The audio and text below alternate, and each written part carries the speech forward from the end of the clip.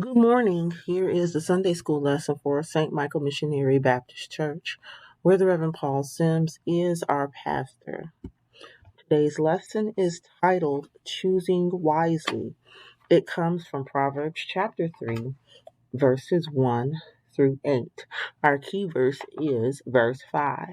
Trust in the Lord with all your heart and lean not on your own understanding. God's Word. My son, do not forget my teaching, but keep my commandments in your heart, for they will prolong your life many years and bring you peace and prosperity. Let love and faithfulness never leave you. Bind them around your neck, write them on the tablet of your heart. Then you will win favor and a good name in the sight of God and man. Trust in the Lord with all your heart and lean not on your own understanding. In all your ways acknowledge him.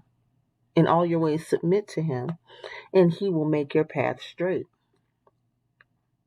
Do not be wise in your own eyes. Fear the Lord and shun evil. This will bring health to your body and nourishment to your bones.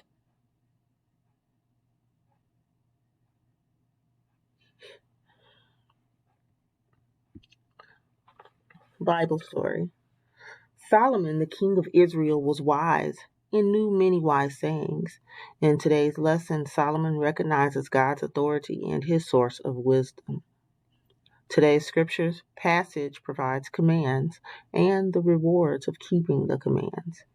As God's children, we are encouraged to remember God's teaching and obey God's commands to have a long life, peace, and prosperity or success. When we are wise to remember God's teachings, we have peace that only God can give. We are fulfilled, satisfied, content, and well. God loves his children and he is always faithful. As God's children, we should also show love and faithfulness. Just as we show off a beautiful necklace, we should show love and faithfulness to others. We must keep love and faithfulness in our hearts. Love and faithfulness will also direct what we do and will be accepted by God and humanity. Solomon encourages us to trust God completely and not depend on ourselves or anyone else for direction. If we invite God to be a part of our choices and plans, he will direct our paths. God will make our paths straight and right. We should be humble, submit to God, and turn from that which is wrong.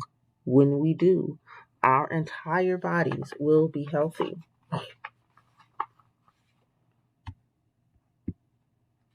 Good examples to follow. Part 1.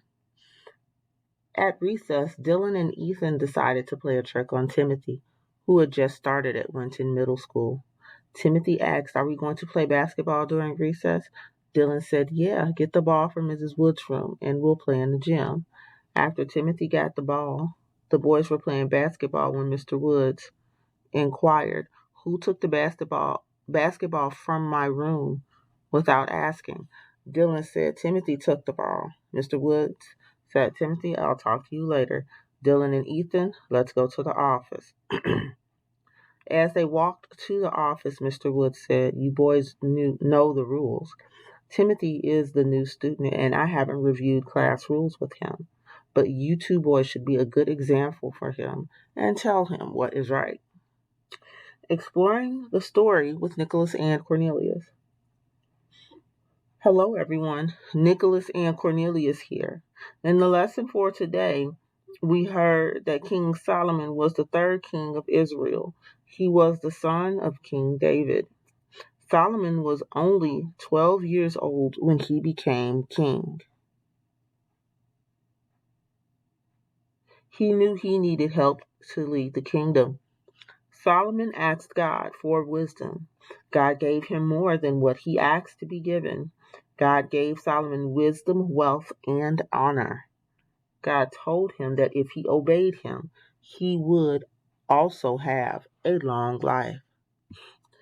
Examples to follow, part 2. Back in class, Mr. Wood said, "Timothy, please meet me in the hall for a minute." In the hallway, Mr. Woods said, "Timothy, I apologize that Dylan and Ethan were not good examples for you.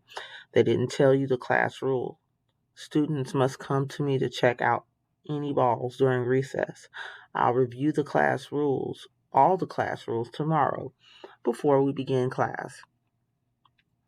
Timothy said, "Thank you, Mr. Woods. I want to do what is right, and maybe I can be a good example for someone else." Exploring the story with Nicholas and Cornelius. When Dylan and Timothy told when Dylan told Timothy to go to the classroom to get the ball, he did not tell Timothy what was right. What were Dylan and Ethan's reasons for telling Timothy to do something wrong?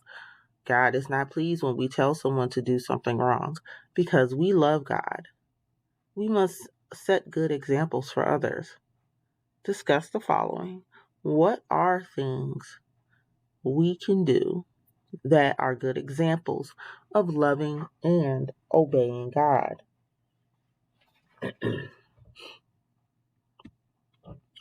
Here are your scriptures for next week. On Monday, you are reading 2 Corinthians chapter 1, verses 3 through 11. Tuesday, you are reading Psalm 34, verses 1 through 10. Wednesday, Psalm 34 again, verses 11 through 12. On Thursday, you are reading 1 Thessalonians 5, verses 1 through 15. On Friday, you are reading 1 Thessalonians 5, verses 16 through 28.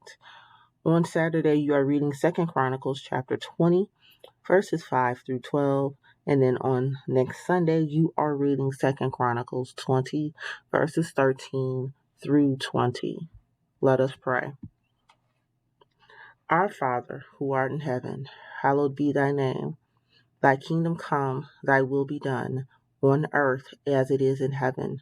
Give us this day our daily bread, and forgive us our trespasses, as we forgive those who trespass against us. Lead us not into temptation, but deliver us from evil. For thine is the kingdom, the power, and the glory forever and ever. Amen.